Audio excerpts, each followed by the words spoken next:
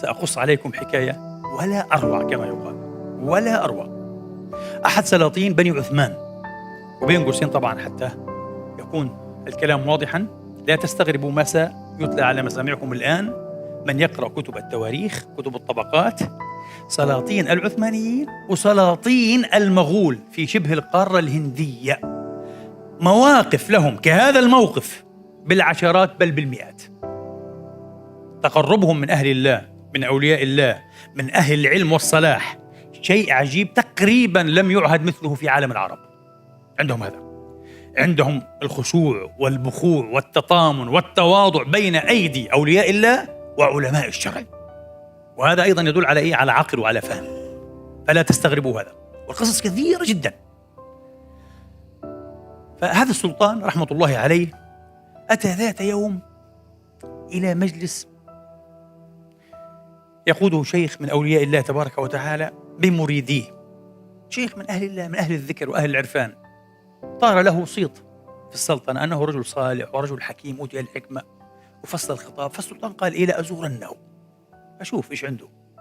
فلما زاره وجلس سويعة بين يديه أعجبه كلامه، كلام ينضح بالحكمة، مجلبب بالنور، يتشعشع بالوضاءة، أعجبه هذا.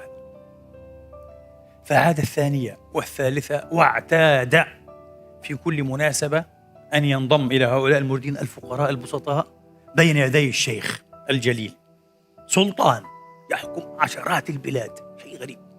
طبعا الكل في الطريق إلى الله عبد، لا امتياز بين سلطان وبين سوقه، جمعتهم العبودية، جمعتهم العبودية. فإن كان ثم التفاضل فبالسبق إلى الله، من أسبق إلى الله تماما، كما جمعت هذه العبودية أصحاب رسول الله وسوت بينهم.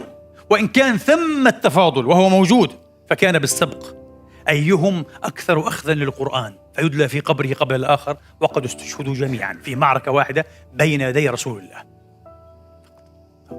أيهم أكثر أخذا للقرآن، مش أيهم ابن إيه، من أي قبيلة أو فخذ أو عشيرة، أيهم أكثر مالا ونشبا، لا لا لا، أيهم أكثر أخذا لكتاب الله. على كل حال، وهكذا مرت الأسابيع والشهور. وبعد شهور، وقد قام السلطان يستودع الشيخ لينصرف، قال له: يا مولانا، يا سيد الشيخ، لقد أعجبني كلامك، ونفعني الله ما شاء ينفعني بحكمتك وتعاليمك، وأنا أرجوك إن كان لك طلبة أو حاجة أيا تكن فلا تستحي من أن تطلبها مني لألبيها لك من فوري. نكس الشيخ الصالح رأسه ثم قال: نعم أيها السلطان المعظم، ثمت حاجة واحدة وحيدة لي وأرجوك أن تلبيني فيها. قال: تفضل. فرح السلطان، قال لعله يطلب مثلا أي مكان أوسع، خانقاء أكبر تلحق بها ربما حديقة عظيمة، يعني لا ندري.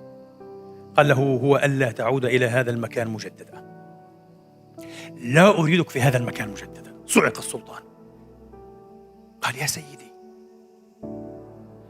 هل أتيت إليك أو إلى أحد مريديك شيئا كسر بخاطرك أو خواطرهم؟ هل أسأت الأدب؟ هل تعديت طوري؟ قال: كلا يا سيد السلطان، العلة ليست فيك، العلة فيهم هم أنفسهم، العلة في المريدين الفقراء عندي، العلة ليست فيك أنت. قال: لم أفهم. قال: يا سيد السلطان، قبل أن تعتاد حضور مجلسنا كانت بهلتهم، ابتهالاتهم، كانت بهلتهم ودعوتهم ورغبتهم إلى الله ورهبتهم من الله، لا يرفعون حوائجهم إلا إليه. لكن بعد أن عودتنا مجيئك الميمون هذا، انصرفت همم قلوبهم وأرواحهم إلى عطاءاتك أنت وأفضالك أنت. يا سيدي، لسنا ناضجين بالقدر الذي يسمح أن تكون بيننا الآن. يا الله، ما هذا؟ لسنا، استخدم هذه العبارة بالضبط، لسنا ناضجين، لم ننضج إيمانيا بعد.